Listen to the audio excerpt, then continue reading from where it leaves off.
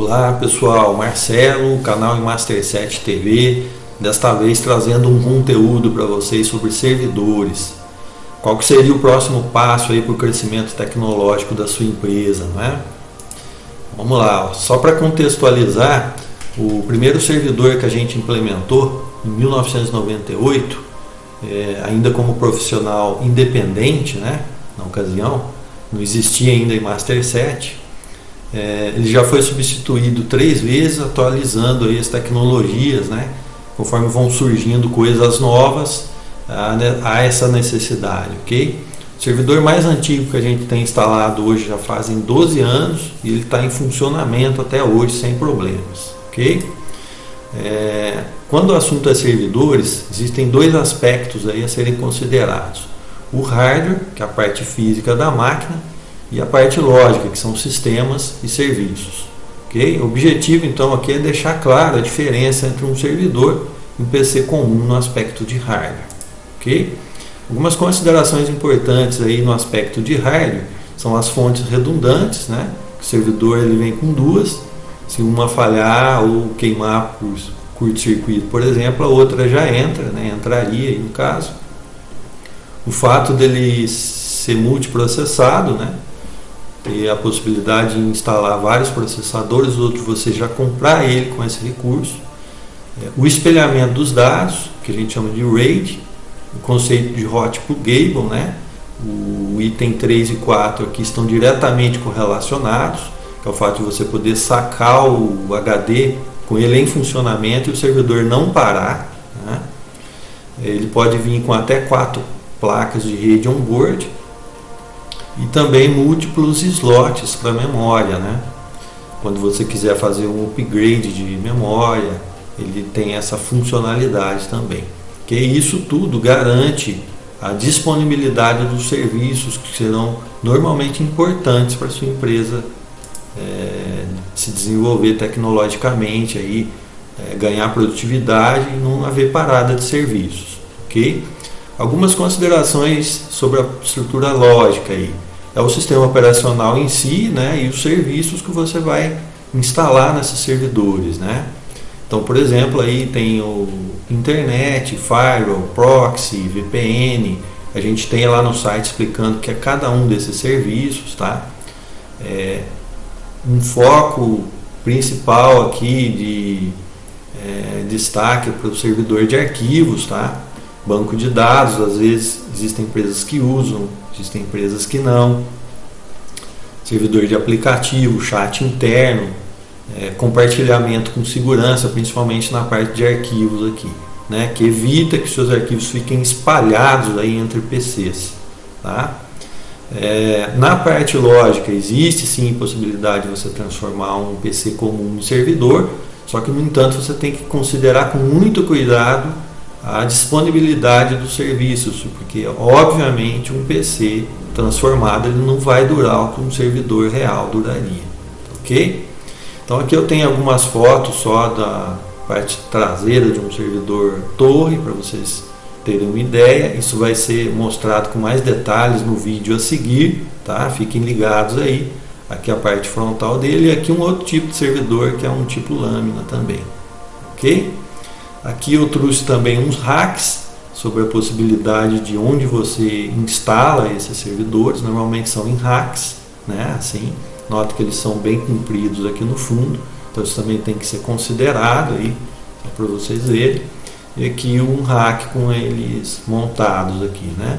Só para vocês terem uma ideia de onde são montados os servidores. Não necessariamente precisa ser no rack, tá? Mas precisa ter um ambiente ali específico para ele ficar de forma segura instalado ali. Por exemplo, não é qualquer um que pode entrar na sala ali, puxar a tomada do servidor, ele vai parar seus serviços aí, ok? Então mais nesse sentido que eu coloquei isso aqui para vocês considerarem aí. Então assim pessoal, a Master7 oferece aí todos os serviços de implementação Linux e consultoria necessário para a sua empresa ter um ambiente corporativo de TI, tá? Um equilíbrio aí entre o menor custo e os recursos que vão ser implementados, ok?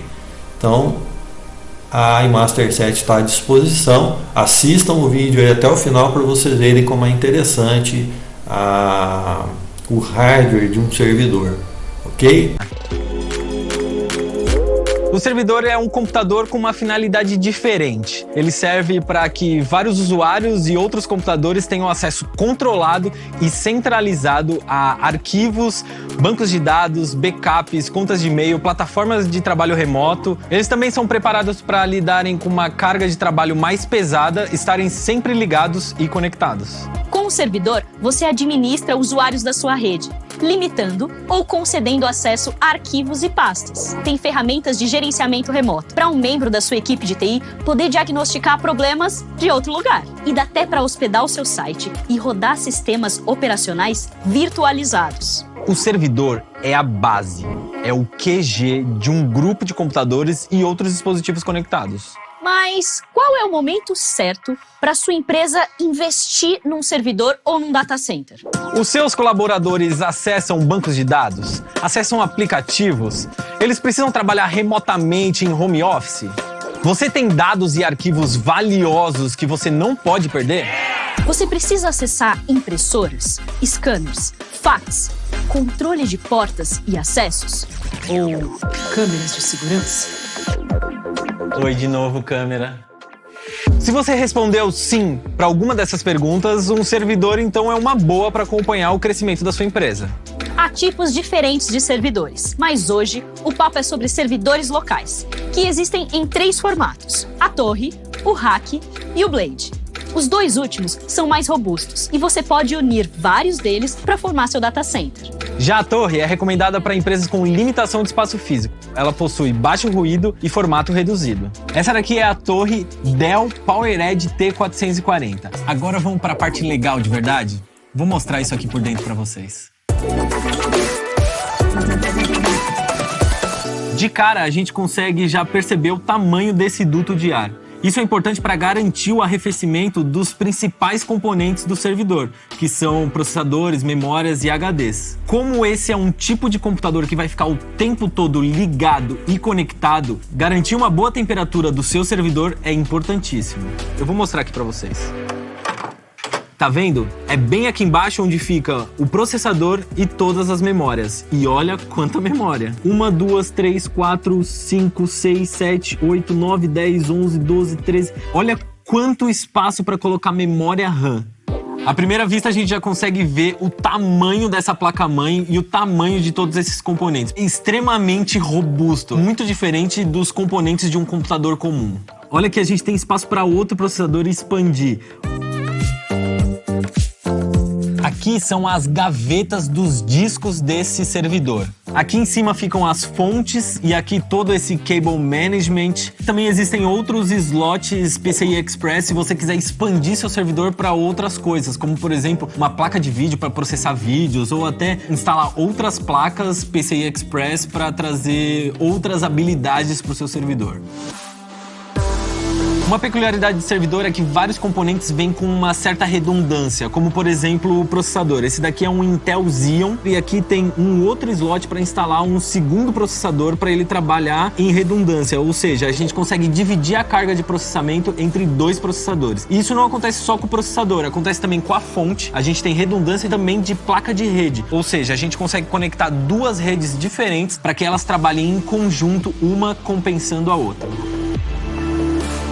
Lembra que eu falei que a fonte trabalha com redundância também? Ela é sinalizada com essa cor laranja terracota. Todos os componentes que são sinalizados com essa cor são componentes hot swap. Isso quer dizer, eu consigo trocar esse componente a quente. Não preciso desligar o servidor para trocar, por exemplo, essa fonte. Claro, se eu estiver trabalhando com 2 fontes redundantes. E isso não é só com a fonte. Aqui na frente a gente também tem alguns componentes hot swap que talvez sejam os componentes mais importantes desse servidor.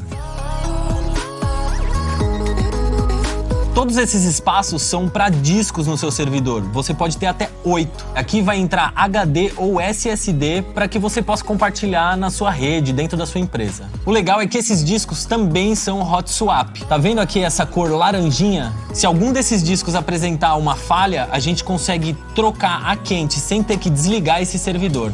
Servidores também trabalham com uma tecnologia de armazenamento chamada RAID. que traduzindo para um português livre quer dizer sequência de discos independentes. Isso quer dizer que eles trabalham juntos, mas independente. Ou seja, se um desses discos falhar, o outro garante todos os dados desse disco que falhou. Então a gente consegue trocar esse disco, colocar um disco novo e eles automaticamente se sincronizam para garantir a redundância desses dados.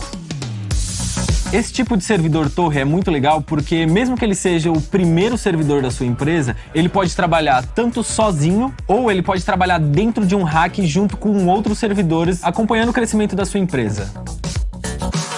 É isso aí, pessoal.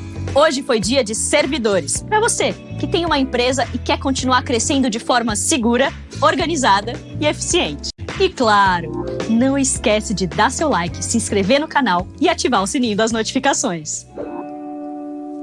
Ela tá mexendo? Tá. Disfarça. Disfarça.